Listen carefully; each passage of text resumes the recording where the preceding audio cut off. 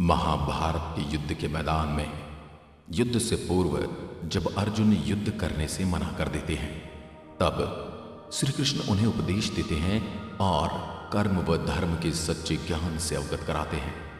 यह महाभारत के भीष्म पर्व के अंतर्गत दिया गया एक उपनिषद है। ईश्वर गीता, अनंत गीता, हरि गीता, व्यास गीता या केवल गीता के रूप में भी इसे जाना जाता है।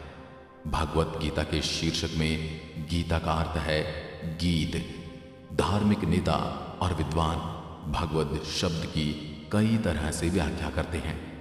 तदनुसार आस्तिक विद्यालयों द्वारा शीर्षक की व्याख्या ईश्वर के वचन, भगवान के शब्द, दिव्य गीत और आकाशीय गीत के रूप में की गई है। दूसरों द्वारा भारत में इसका संस्कृत नाम अक्सर श्रीमद् भगवत गीता के रूप में लिखा जाता है, जहां श्रीमद् उपसर्ग का उपयोग उच्च स्तर के सम्मान को दर्शाने के लिए किया जाता है। इसे श्रीमद् भागवतम के साथ भ्रमित नहीं होना चाहिए, जो एक पुराण है जो हिंदू भगवान कृष्ण और विष्णु के विभिन्न अवतारों के जीवन से संबंधित है। अर्थात भागवत गीता और भागवत गीतम दो अलग अलग ग्रंथ हैं। भगवत गीता एक 700 श्लोक वाला हिंदू ग्रंथ है, जो एक कथा प्रारूप में हिंदू धर्म और योग की कई प्रमुख दार्शनिक अवधारणाओं का संश्लेषण प्रदान करता है।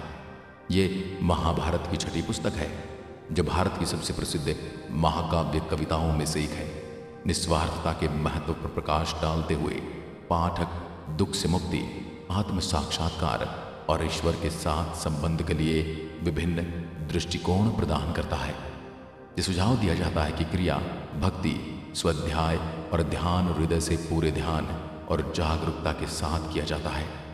भागवत गीता नाम का अर्थ है भगवान का गीत। कथा के केंद्रीय पात्रों में से एक हैं भगवान कृष्ण और दूसरे अर्जुन। कहानी कुरुक्षेत्र के मैदान से शुरू होती है, जो अर्जुन के परिवार और सहयोगियों और राजकुमार दुर्योधन और उनके परिवार के बीच लड़ी गई थी। भगवान कृष्ण युद्ध के लिए अर्जुन के सारथी के रूप में कार्यरत हैं, जिसमें दोनों पक्षों के आपसी मित्र और परिवार के सदस्य आमने सामने युद्ध लड़ने के लिए खड़े हैं। ये महसूस करने पर अर्जुन ने युद्ध में भाग लेने से इनकार कर दिया और भगवान कृष्ण को अपना धर्म पूरा करने के लिए राजी करना पड़ा। पाठ के बड़े हिस्से में योद्धा राजकुमार और भगवान कृष्ण के बीच एक संवाद होता है कि क्या सही है, कौन सा कर्म सही है, जीवन का अर्थ और परमात्मा की प्रकृति का गठन कैसे होता है। भगवत गीता में वर्णित युद्ध को मानव जीवन के लिए एक रूपक के रूप में माना जा सकता है, जो उसे पढ़ने वालों को ईश्वर, सत्य, उद्देश्य और मुक्ति की अधिक समझ तक पहुंचने में मदद करता है। भागवत गीता के अधिक असामान्य पहलुओं में से एक इसकी युद्ध क्षेत्र है, जिसे कई विद्वानों ने आध्यात्मिक पाठ के साथ असंगत बताया है। अधिकांश टिप्पणीकार युद्ध के मैदान को अंदर के युद्ध के रूपक के रूप में मानते हैं।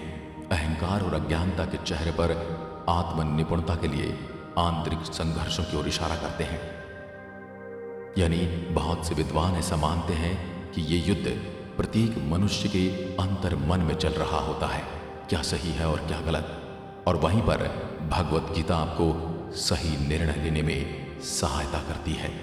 यही है गीता ज्ञान, और इसकी पूरी जानकारी हम आपको आने वाले एपिसोड में प्रत्येक एपिसोड के हिसाब से देते रहेंगे।